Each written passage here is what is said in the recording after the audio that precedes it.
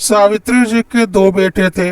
बड़ा बेटा एक प्राइवेट नौकरी करता था और छोटा बेटा एक सरकारी अफसर था। सावित्री जी और उनके पति की नज़र में उनका बड़ा बेटा किसी लायक नहीं था और छोटा बेटा लायक था, क्योंकि उसने एक सरकारी नौकरी प्राप्त कर ली थी, वह भी ऊंची रैंक की। इसलिए जिस दिन से दोनों बेटों की नौकरी लगी थी, सावित्री जी और उनके पति का झुकाव अपने छोटे बेटे की ओर ज्यादा था। उनके मन में यह बात बैठ गई थी कि उनका छोटा बेटा ही उनके काम आएगा। बड़ा बेटा तो एक प्राइवेट नौकरी करता है, वह किसी लायक नहीं है। उन्हें इस बात पर थोड़ी भी शर्म नहीं आती थी कि वह खुल्लम खुल्ला दोनों बेटों में भेदभाव करते थे। सावित्री जी और उनके पति हर वक्त सिर्फ और सिर्फ अपने छोटे बेटे की तारीफ में लगे रहते थे। वह जहाँ भी जाते या जो कोई भी उनके घर आता, हर वक्त बस छोटे बेटे का गुणगान करते रहते थे और बड़े बेटे का कभी जिक्र भी नहीं करते थे। यहाँ तक कि कभी कभी मोहल्ले वाले और रिश्तेदार भी बोल देते थे कि आप लोगों की बातों से साफ पता चलता है कि आप लोगों का झुकाव छोटे बेटे की तरफ ज़्यादा है। यह गलत है। जब आपके दो बेटे हैं तो उन दोनों को बराबर प्यार दीजिए। दोनों अपना कमा खा रहे हैं, उससे आप लोगों को क्या मतलब होना चाहिए। आप तो यह सोचिए कि दोनों अपने पैरों पर खड़े हैं, पर उन्हें इन बातों से कोई फर्क नहीं पड़ता था। सावित्री देवी और उनके पति अपने छोटे बेटे के प्यार में इतने पागल हो चुके थे कि उन्हें लगता था बस छोटे बेटे की शादी ही पहले कर दो, क्योंकि छोटा बेटा बहू ही उन्हें स्वर्ग के दर्शन करा सकते हैं। क्योंकि छोटा बेटा एक सरकारी अफसर था ना, और बड़ा बेटा उनकी नज़रों में कुछ था ही नहीं। लेकिन कुछ समाज के भी नियम कायदे कानून होते हैं। रिश्तेदारों के दबाव के कारण उन्हें अपने बड़े बेटे की शादी करनी पड़ी। बड़ा बेटा हर मामले में छोटे बेटे से 20 था। देखने सुनने में वह छोटे बेटे से बहुत ज़्यादा स्मार्ट था। रंग भी उसका छोटे बेटे की अपेक्षा बहुत ज़्यादा गोरा था। बात व्यवहार में भी छोटा भाई उसके आगे नहीं टिकता था, क्योंकि वह बहुत ज़्यादा घमंडी और बदतमीज था। बड़ा बेटा भले ही एक प्राइवेट नौकरी करता था, पर ऐसा नहीं था कि उसकी तनख्वाह कम थी। यह बस माँ बाप का वहम था। हाँ, यह जरूर था कि छोटा बेटा सरकारी अफसर था तो उसकी तनख्वाह उनके बड़े बेटे से ज़्यादा थी और रौब भी ज़्यादा था, और इसी बात का माँ बाप को घमंड हो गया था। उन्होंने यह कभी नहीं देखा कि उनका छोटा बेटा कितना बदतमीज होता जा रहा है और साथ ही साथ चरित्रहीन भी होता जा रहा है। उन्हें बहुत अच्छे से पता था कि उनका छोटा बेटा जहाँ रहता है वहाँ उसने एक नौकरानी रखी हुई है जिसके साथ उसके नाजायज संबंध है। खैर, उन्होंने बड़े बेटे की शादी कर दी और बड़ी बहू के रूप में सुमन उनके घर में आई। सुमन भी बहुत ही अच्छी पढ़ी लिखी समझदार लड़की थी और उसके सास ससुर की नज़र में उसकी कोई कीमत नहीं थी, क्योंकि उनके लिए तो उनका बेटा ही मायने नहीं रखता था। उनके लिए मायने रखता था तो सिर्फ और सिर्फ उनका छोटा बेटा, और यह बात उसकी समझ में कुछ ही दिनों में आ गई। दोनों भाई एक ही शहर में नौकरी करते थे, लेकिन फिर भी छोटा भाई कभी भी बड़े भाई से कोई मतलब नहीं रखता था, क्योंकि उसकी अपनी एक अलग दुनिया थी जो कि उसे पता था बड़े भाई को पसंद नहीं आएगी, क्योंकि बड़ा भाई उसकी तरह बदतमीज नहीं था। शादी के बाद जब तक सुमन ससुराल में रही, उसने देखा कि दिन भर उसके सास ससुर बस अपने छोटे बेटे का राग अलापते रहते हैं। कभी बड़े बेटे के बारे में कुछ नहीं बोलते, ना ही बड़ी बहू के बारे में। उनकी नज़र में बड़े बेटे बहू कुछ भी नहीं थे। उसके सास ससुर हर वक्त बोलते रहते थे, बस अब जल्दी से छोटी बहू आ जाए तो हम गंगा नहा ले। हमारी छोटी बहू तो हमें पलकों पर बिठा कर रखेगी, और पता नहीं क्या क्या। जो अभी आई भी नहीं थी उसके गुणगान किया करते थे, और जो घर में उनके सामने आ चुकी थी उसकी कोई कद्र नहीं, बल्कि हर वक्त उसका अपमान किया जाता था। सुमन शादी के बाद करीब 2 महीने तक अपने ससुराल में रही, लेकिन सास ससुर का व्यवहार बहुत ही खराब था। उसे ताने मारते थे और उसके पति की बेइज्जती भी करते थे, जो कि सुमन को किसी भी तरह से बर्दाश्त नहीं था। कभी कभी सुमन भी पलट कर जवाब दे दिया करती थी। खैर, 2 महीने बाद वह अपने पति के पास चली गई और इन सब चीज़ों से छुटकारा मिल गया, क्योंकि उसका पति स्वभाव का बहुत ही अच्छा था और उसका बहुत ख्याल रखता था। उसने अपने पति के पास जाकर उससे पूछा कि उसके माँ बाप ऐसा क्यों करते हैं जबकि तुम इतने अच्छे हो। तो उसके पति ने बताया क्योंकि वह एक प्राइवेट नौकरी करता है इसलिए। तो सुमन ने बोला, प्राइवेट नौकरी करता है, उससे क्या मतलब? क्या तुम कमा नहीं रहे हो? क्या अपना और अपनी बीवी का खर्चा नहीं चला रहे हो? मुझे तो तुमने किसी चीज के लिए कमी नहीं छोड़ी है। अच्छी खासी तनख्वाह है तुम्हारी। यह जरूरी नहीं कि हर कोई सरकारी नौकरी ही करे। इस तरह की बातें तो सोचना ही पागलपन है। तो उसके पति ने बोला, छोड़ो, हम क्या ही कर सकते हैं, यह तो मम्मी पापा की सोच है। सुमन ने बोला, हाँ छोड़ो, मुझे उनके बारे में कोई बात नहीं करनी, क्योंकि वैसे भी जब मैं वहाँ थी उन लोगों ने मुझे दुख देने में कोई कमी नहीं छोड़ी और वह दोनों खुशी खुशी एक साथ रहने लगे। सुमन की शादी के बाद उसके सास ससुर अपने छोटे बेटे की शादी खोजने लगे। उनके हिसाब से तो उनका छोटा बेटा हीरा था और उसके लिए हीरा बहू ही चाहिए थी, जो हर तरह से सर्वगुण संपन्न हो और साथ ही साथ बहुत सारा दहेज भी लेकर आए।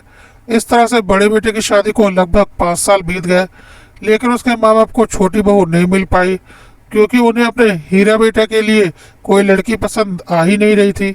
आखिरकार जब उन्हें ऐसा लगने लगा कि कहीं अब ऐसा ना हो कि उनका हीरा बेटा कोयला में बदल जाए, तो उन्होंने समझौता करके एक जगह शादी कर ही ली और छोटी बहू घर में आ गई।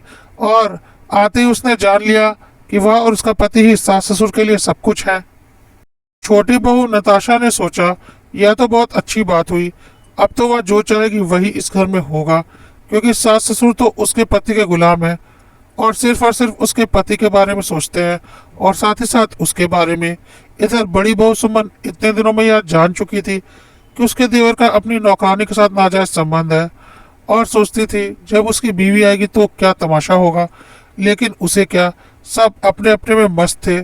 उसने भी सोचा, वह जाने, उसका काम जाने।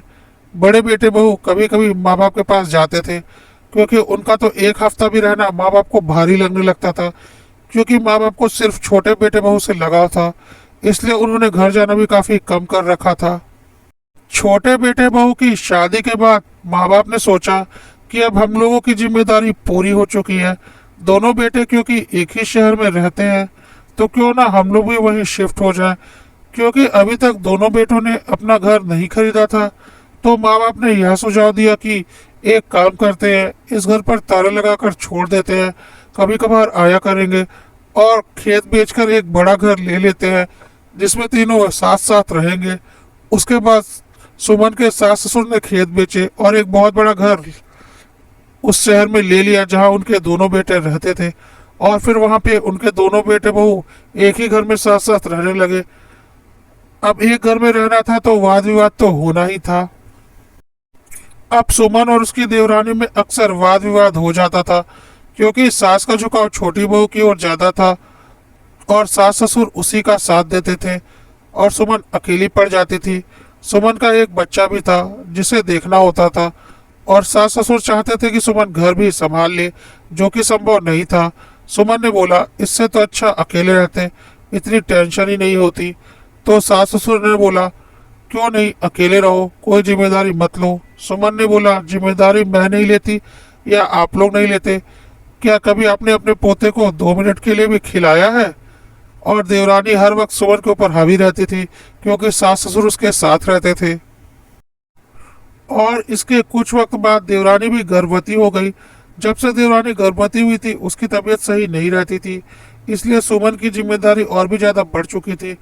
सुमन को यह बात भी समझ में आ चुकी थी कि सास ससुर ने जानबूझकर दोनों को एक घर में रखा है ताकि उनकी छोटी बहू की खातिरदारी की जा सके, क्योंकि जब सुमन गर्भवती थी तब तो किसी ने उसे नहीं पूछा, और पूछा भी तो उसके माता पिता ने ही सब कुछ किया। और अब जब छोटी बहू गर्भवती है तो उसे सिर पर बिठाकर रखा जा रहा है और उसकी नौकरगिरी करने के लिए सुमन तो थी ही। सुमन को यह सब सोचकर बहुत गुस्सा आता था। खैर, जब से छोटी बहू गर्भवती हुई थी उसका पति घर पर कम वक्त ही बिताता था और अपनी नौकरानी के साथ ज्यादा वक्त बिताता था, जिसको उसने एक अलग घर लेकर दे रखा था। छोटी बहू को शक होने लगा। एक दिन उसे पता चल गया कि उसके पति का उसकी नौकरानी के साथ नाजायज संबंध है, जो कि बड़ी बहू पहले से ही जानती थी और उसके साथ सास ससुर भी जानते थे। अब तो घर में बहुत बड़ा हंगामा हुआ। उसने अपने माता पिता को बुला लिया और काफी तमाशा हुआ। उसके माता पिता ने 2-4 बातें बड़े बेटे को भी सुना दी। तो सुमन ने बहुत जोर से बोला, आपकी हिम्मत कैसे हुई मेरे पति को कुछ भी बोलने की? आपका दामाद क्या करता है या आप आपके बेटे दामाद और आपके समधी जाने, हमें इससे कोई लेना देना नहीं, समझे। आपका दामाद कोई दूध पीता बच्चा नहीं है कि उसे पता नहीं क्या सही है और क्या गलत। ना ही वह हमसे सब कुछ बताकर करता है, ना ही हमने उसका ठेका लिया हुआ है। और कोई भाई किसी भाई की गलती के लिए जिम्मेदार नहीं होता। वह तो हमसे बात तक नहीं करता। तो खबरदार जो अपने दामाद की बदतमीजी के लिए मेरे पति को कुछ बोला। क्या मेरे पति से पूछकर अपनी बेटी की शादी की थी? और अब तक तो आपकी बेटी बहुत महारानी बनी फिरती थी अपने पति के रौब में। अब क्या हुआ? खैर, जैसे तैसे करके यह मामला नौकरानी को कुछ पैसे देकर खत्म किया गया। इतनी बेइज्जती होने के बाद भी सास ससुर की नजर में छोटे बेटा बहू हीरा थे, और ऊपर से वह गर्भवती भी थी। उनके कुल का असली वारिस आने वाला था, क्योंकि बड़े बेटे बहू की औलाद तो उनके लिए कोई मायने रखती नहीं थी। ऊपर से सुमन घर की नौकरानी बन चुकी थी, क्योंकि छोटी बहू तो दिन भर आराम करना होता था, और ऊपर से उसकी इतनी फरमाइशें और सास ससुर के ताने। सुमन को भी अपना घर परिवार और बच्चा देखना पड़ता था। इसलिए सुमन ने बोला, अब मैं इस घर में नहीं रह सकती, जैसे पहले रहती थी वैसे ही रहूंगी। सुमन की सास ने बोला, ठीक है तो फिर जा और रह किराए के घर में। तो सुमन ने बोला, अरे वाह, मैं किराए के घर में क्यों रहूंगी? यह घर क्या किसी और के पैसों से खरीदा गया है? जी नहीं, यह घर पुश्तैनी खेतों को बेचकर खरीदा गया है, जिस पर मेरे और मेरे पति का भी बराबर का हिस्सा है। बहुत सुन लिया आप लोगों की बकवास, अब और नहीं। इस घर में 2 फ्लोर है, एक फ्लोर आपने किराए पर लगा रखा है। कल ही मैं उसे खाली करवाती हूँ, मेरा परिवार उसमें रहेगा। और सुमन की देवरानी चिल्लाने लगी, ऐसे कैसे तुम लोग एक फ्लोर में कब्जा कर लोगी? तो सुमन ने बोला, क्यों, दूसरा फ्लोर तो तुम्हारा है ना, पूरा घर तुम ही रखोगी क्या? सुमन की सास ने बोला, ऐसे कैसे तुम एक फ्लोर ले लोगी मेरे रहते? अभी इस घर के मालकिन मैं हूँ। तो सुमन ने बोला, आप इस गुमान में मत रहिएगा कि अब तक आपकी बकवास सुनी तो आगे भी सुनती रहूंगी। हाँ, पहले मैं जिस घर में रहती थी वह आप लोगों का बनाया हुआ था, उस पर आप लोगों का हक था, पर यह पुश्तैनी खेत बेचकर लिया गया है, और भले ही आपने अपने नाम पर लिया है, फिर भी हम लोगों का इस पर बराबर का हक है। देखते हैं आप कैसे मुझे यहाँ से निकाल देती हैं। मैं किसी किराए के घर में नहीं जाने वाली। भगवान से डरिए, 2 बेटों में इतना भेदभाव करके कल भगवान को क्या मुंह दिखाएंगे आप लोग। सुमन ने जब से घर के नीचे वाले फ्लोर में रहने की बात की थी, तब से घर में बहुत बड़ा हंगामा मचा हुआ था। सुमन के पति ने बोला, चलो हम फिर से किराए के घर में चलते हैं। सुमन ने बोला, नहीं, हर बार हमने अपना हक छोड़ा है, अब और नहीं। जितना हक तुम्हारे भाई का है उतना ही हक तुम्हारा भी है, पर तुम्हें नहीं मिलता क्योंकि तुमने कभी अपने हक के लिए आवाज नहीं उठाई। पर अब यह सोचो कि तुम्हारा एक बेटा भी है, अपना हक तो तुमने खोया है। क्या अपने बेटे का हक भी तुम छोड़ दोगे और तुम्हारे छोटे भाई के बच्चे ऐश करें? ऐसा मैं नहीं होने दूंगी। सुमन के सास ससुर को समझ में आ चुका था कि सुमन अब झुकने वाली नहीं और अपना हक लेकर रहेगी। सुमन की देवरानी ने बोला, और मम्मी पापा, उनको मेरे सर पर डाल जाओगी? क्या सिर्फ मेरी जिम्मेदारी है? तो सुमन ने बोला, बिल्कुल नहीं, मम्मी पापा हमारे साथ रहेंगे और जीवन भर रहेंगे। मैं कभी भी नहीं बोल रही हूँ कि मैं उनकी जिम्मेदारी नहीं उठाऊंगी, लेकिन मुझे बहुत अच्छे से पता है अभी तुम गर्भवती हो और तुम्हें मम्मी पापा की जरूरत है।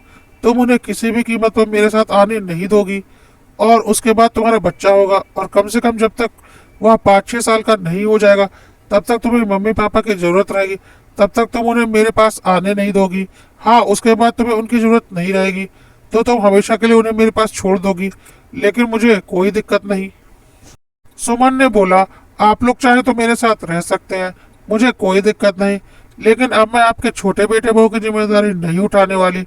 मेरी जिम्मेदारी किसने उठाई थी गर्भावस्था में? किसी ने नहीं। और मैं आपका बड़ा बेटा नहीं हूँ जो हर अत्याचार को सहती रहूं। सुमन के सास ससुर ने बोला, नहीं, हमें तुम्हारे साथ नहीं जाएंगे। और देवरानी ने भी बोला, नहीं, मम्मी पापा हमारे साथ रहेंगे। सुमन ने बोला, वह तो मुझे पता ही है, मम्मी पापा तो इस गुमान में है कि तुम और देवर जी जिंदगी भर इन लोगों का ख्याल रखोगे, पर असलियत तो तुम भी जानती हो और मैं भी। तुम्हें अभी 4-5 साल इनकी जरूरत है, तब तक तुम इन्हें रखोगी, उसके बाद दूध से मक्खी की तरह निकाल कर फेंक दोगी और इनका सारा गुमान धरती पर आ गिरेगा। खैर, सुमन अपने पति के साथ नीचे वाले फ्लोर पर शिफ्ट हो गई। उधर देवरानी ने भी एक पुत्र को जन्म दिया। सास ससुर के लिए उनके कुल का वारिस आ चुका था। वह दोनों उसके बच्चे को बहुत प्यार करते थे और सुमन के बच्चे की ओर बिल्कुल ध्यान नहीं देते थे। कभी अगर सुमन का बेटा ऊपर चला जाता तो वह लोग तुरंत उसे नीचे भेज देते और बोलते तू उसके साथ नहीं खेल सकता क्योंकि वह बहुत अमीर बाप का बेटा है, उसके कपड़े और खिलौने बहुत महंगे हैं, तेरी औकात नहीं उसके साथ खेलने की। या तो बहुत बड़े स्कूल में भी जाएगा। पैसों की बहुत ज्यादा गर्मी चढ़ चुकी थी सुमन के देवर देवरानी और माँ बाप को। ऐसा नहीं था कि सुमन गरीब थी, उसका पति भी अच्छा खासा कमाता था, कोई कमी नहीं थी। हाँ, देवर जितनी कमाई नहीं थी। यह सब बातें सुनते सुनते सुमन को एक दिन बहुत गुस्सा आया और उसने जोर से चिल्लाया, खबरदार जो अपने पैसों की गर्मी मेरे बेटे को दिखाए। मेरे बेटे को किसी बात की कोई कमी नहीं है, उसका बाप उसकी हर ख्वाहिश पूरी करता है। और यदि तुम्हारे पास ज्यादा पैसे हो गए हैं तो अपने बेटे को ही पैसे खिलाओ। कैसे दादा दादी हैं आप लोग, शर्म नहीं आती दो पोतों में भेदभाव करते हुए? क्यों अपने कर्म इतने बिगाड़ रहे हो कि मरने के बाद भी आप लोगों को मुक्ति ना मिले? भगवान से तो डरिए। लेकिन वह लोग पैसे के गुमान में इतने अंधे हो चुके थे कि उन लोगों को कुछ भी नहीं दिख रहा था। और देवर देवरानी तो चालाक थे ही। उन लोगों ने इस बीच चुपके से सास ससुर का पुराना वाला घर भी बिचवा दिया और उसके पैसों से इसी शहर में अपने लिए एक और बड़ा घर ले लिया। देवर देवरानी सास ससुर को सुमन के पास भेज देना चाहते थे, पर वह इतने चालाक थे कि उन्हें लगता था अभी इनके पास बैंक में अच्छे खासे पैसे हैं, पहले वह भी निकलवा लेते हैं, तभी इन्हें इनसे किनारा करेंगे। इसी लालच में उन लोगों ने उन्हें अपने पास रखा हुआ था और लगातार सुमन और उसके पति के खिलाफ भड़काते भी रहते थे। सुमन ने समझ लिया था कि सब कुछ होते हुए भी उसके सास ससुर हमेशा उसकी और उसके पति और बच्चे की बेइज्जती करते हैं, सिर्फ और सिर्फ इस वजह से कि उसके पति की आय देवर की जितनी नहीं है और अब वह पैसों का जवाब पैसों से ही देगी। उसने कुछ काम करने की सोची क्योंकि उसका बेटा भी अब बड़ा हो गया था। सुमन बचपन से ही पढ़ने में बहुत तेज और कुशाग्र बुद्धि थी और शादी के पहले वह 9वीं से लेकर 12वीं तक के बच्चों को ट्यूशन पढ़ाया करती थी। उसने सोचा काफी वक्त हो गया है, लेकिन ऐसा नहीं है कि मैं नहीं पढ़ा पाऊंगी। उसने अगल बगल के बच्चों से कुछ किताबें लेकर थोड़ी बहुत प्रैक्टिस की और अपना कोचिंग सेंटर शुरू किया, जिसमें वह 9वीं से लेकर 12वीं तक के बच्चों को कोचिंग पढ़ाने लगी। शुरू में तो कुछ कम बच्चे आए और सास और देवरानी हंसती भी थी कि वह अब यह बच्चों को ट्यूशन पढ़ाएगी, देखते हैं कौन आता है इस जाहिल के पास। लेकिन सुमन इतना अच्छा पढ़ाती थी कि धीरे धीरे बच्चे बढ़ने लगे और 2 साल बीतते बीतते अच्छे खासे बच्चों की तादाद हो गई और सुमन के घर में जगह कम पड़ने लगी। सुमन ने पास में ही एक पूरी बिल्डिंग किराए पर ले ली और उसमें अपना कोचिंग सेंटर बना लिया, क्योंकि सुमन का कोचिंग सेंटर बहुत तेजी से आगे बढ़ रहा था और उसकी अच्छी कमाई हो रही थी। फिर जल्दी उसने पूरी बिल्डिंग खरीद ली और देखते ही देखते सुमन का कोचिंग सेंटर उस शहर का सबसे बड़ा कोचिंग सेंटर बन चुका था। सुमन ने काफी सारे टीचर्स भी रख लिए थे। सुमन के कोचिंग सेंटर में एडमिशन के लिए लोग मुंह मांगी कीमत देने को तैयार रहते थे। सुमन दिन दुगनी रात चौगनी तरक्की कर रही थी। सुमन का पति भी अब अपनी नौकरी छोड़कर सुमन के साथ उसके बिजनेस में इन्वॉल्व हो चुका था, क्योंकि सुमन से अकेले वह नहीं संभल रहा था। सुमन के सास ससुर और देवर देवरानी यह सब देखकर काफी जल भून रहे थे। इसी तरह से लगभग 10 वर्ष बीत गए। सुमन का बेटा अब दूसरे शहर में हॉस्टल में रहकर मेडिकल की पढ़ाई कर रहा था। सुमन का बिजनेस अच्छा खासा चल रहा था और सुमन के पास पैसों की कोई कमी नहीं थी, बल्कि उसके देवर से कहीं ज्यादा पैसे सुमन के पास आ चुके थे। यह बात सुमन के सास ससुर और देवर देवरानी भी अच्छे से जानते थे। सुमन के सास ससुर को लगता था कि बस उनका छोटा बेटा ही पैसे कमा सकता है, बड़े बेटा बहू जिंदगी भर इतने पैसे कभी नहीं कमा सकते। लेकिन सुमन ने उनका यह गुमान तोड़ दिया था।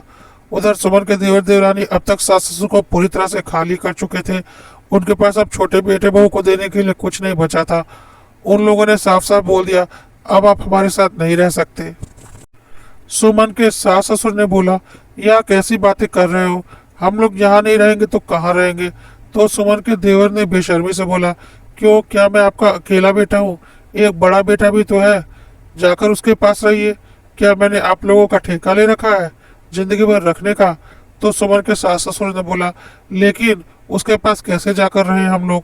हमने तो अपना सब कुछ तुम्हारे नाम कर दिया, वह भी उससे छुपा कर। हमारा जितना बैंक बैलेंस था, हमारा घर, सब कुछ बेच कर तुम्हें दे दिया। अब तुम कह रहे हो हम लोग बड़े बेटे के पास जाकर रहे? यह कैसे हो सकता है? जब सब कुछ तुम्हें दिया है, वह भी बेईमानी से, तो अब रहेंगे भी तो तुम्हारे पास ना, क्योंकि तुम हमारे लाडले हो। हमने शुरू से तुम्हें ज्यादा प्यार दिया है, आज तुम ऐसा कैसे बोल सकते हो? सुमन की देवरानी ने बोला, अपनी यह फालतू की बकवास अपने पास रखिए। अब आप लोग हमारे किसी काम के नहीं। हमारा बेटा बड़ा हो चुका है। आपकी सारी संपत्ति हमारे पास आ चुकी है। शरीर से आप लोग किसी लायक बचे नहीं है। आप हमारा क्या करेंगे, हमें आपका करना पड़ेगा। अब हम इतने पागल तो हैं नहीं कि अपने सर पर फालतू का बोझ ला दें। इतने सालों तक आपको रख लिया, अब कुछ साल अपने बड़े बेटे बहू के पास जाकर रहिए। यहाँ वापस आने की कोशिश मत करिएगा, क्योंकि यह घर भी हमने अपने नाम करवा लिया है। आपके बड़े बेटे बहू ने नया घर तो ले ही लिया है। जाकर उनके पास आराम से रहिए। उनके पास अब पैसों की भी कोई कमी नहीं है, बल्कि मुझसे कहीं ज्यादा पैसे हैं। सुमन के सास ससुर के पास अब कोई चारा नहीं बचा था। उन्होंने अपने छोटे बेटे की तरफ देखा तो उसने अपने बेटे से कहा, जाकर दादा दादी को अपने ताऊ जी के घर छोड़ दो। और उनका बेटा खींचता हुआ दादा दादी को घर से बाहर ले गया।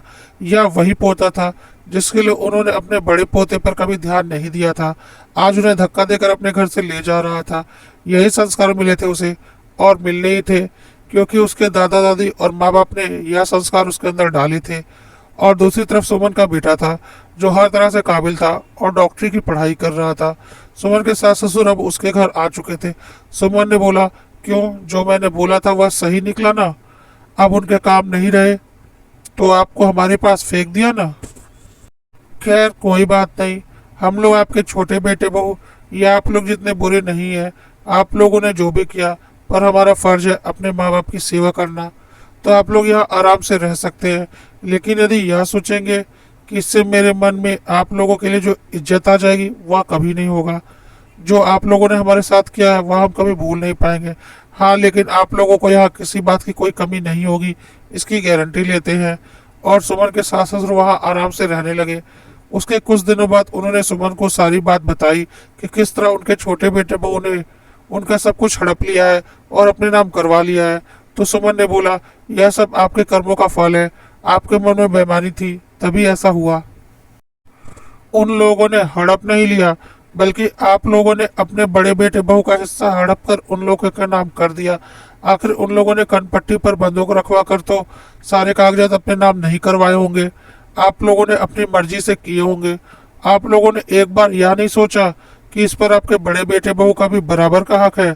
तो बेईमानी तो आप लोगों ने की, वह लोग तो दूसरे नंबर पर आते हैं। तो सुमन के सास ससुर ने बोला, हाँ हम मानते हैं हमसे गलती हुई और हमने तुम लोगों के साथ नाइंसाफी की, पर अब हम अपने छोटे बेटे बहू को सबक सिखाना चाहते हैं। तो सुमन ने बोला, वह आप जानिए, मुझे उससे कुछ भी लेना देना नहीं, क्योंकि बेईमानी तो शुरू से आप लोगों के मन में थी और आप लोगों ने शुरू से ही दोनों बेटों में भेदभाव किया।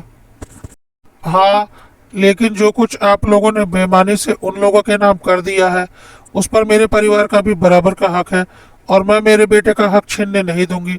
भले ही आज मेरे पास बहुत संपत्ति है, फिर भी मैं मेरे बेटे को उसका हक मिलेगा और मैं दिलवा कर रहूंगी। इसलिए नहीं कि उन लोगों ने आपके साथ गलत किया है, आपके सारे पैसे लेकर आपको किनारे कर दिया, बल्कि इसलिए कि उन लोगों ने मेरे बेटे का हक मारा है और मैं मेरे बेटे का हक दिलवा कर रहूंगी। कहकर सुमन ने कुछ लोगों को फोन लगाया और कुछ समझाया और बोला, जल्द से जल्द मुझे सारे कागजात चाहिए। और अपने सास ससुर से बोला, अब अच्छा लग रहा है आप लोगों को, आप जब आप लोगों के कर्मों की सजा मिल रही है। कुछ दिनों बाद सुमन ने सारे इंतजाम करके अपने देवर के घर की ओर रुख किया। वहां जाकर बोला, चुपचाप से जितनी संपत्ति और पैसे अकेले हड़प कर रखे हैं उसे वापस मम्मी पापा के नाम करो, नहीं तो तुम्हें पता नहीं मैं क्या कर सकती हूँ। तो सुमन के देवर ने अपना रौब दिखाया और बोला, अच्छा आपको पता भी है मैं किस ओहदे पर काम करता हूँ? सुमन ने बोला, हाँ बहुत अच्छे से पता है और उसका पूरा इंतजाम करके आई हूँ मैं। आज तक जितनी बेईमानियां की है आपने ओहदे पर रहते हुए और जितने लोगों से नाजायज तरीके से पैसे लेकर उनका काम किया है और आय से बहुत अधिक संपत्ति अर्जित की है, उन सब का हिसाब लेकर आई हूँ मैं।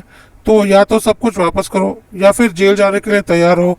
और हाँ, अब मेरी भी बहुत पहुंच हो चुकी है, इतना तो तुम्हें पता ही होगा, तो सोच लो क्या करना है। सुमन ने अपने देवर के सामने कुछ कागजात रख दिए, जिन्हें देखकर उसके देवर के चेहरे पर पसीना आने लगा और उसने चुपचाप समझौता कर लेने में ही अपनी भलाई समझी। और जितना कुछ उसने अपने माँ बाप से बेईमानी से हड़पा था या माँ बाप ने जानबूझकर उसके नाम किया था, सब कुछ उसने कुछ दिनों में ही माँ बाप के नाम पर वापस कर दिया। अब सुमन के पति ने अपने माँ बाप से बोला, मैंने आज तक आप लोगों से कुछ नहीं बोला क्योंकि मैं सही वक्त का इंतजार कर रहा था। अब वह सही वक्त आ चुका है। आप लोगों ने पूरा जीवन मेरे साथ नाइंसाफ़ी की है, साथ ही साथ मेरे बीवी और बच्चों के साथ भी। लेकिन हम ऐसा नहीं करेंगे क्योंकि हम आपके जैसे नहीं हैं। आप पूरे सम्मान के साथ यहाँ पर रहेंगे। यह आपका घर है। लेकिन मैं और मेरा परिवार आपको माँ बाप का वह दर्जा कभी नहीं दे पाएंगे जो आपको मिलना चाहिए।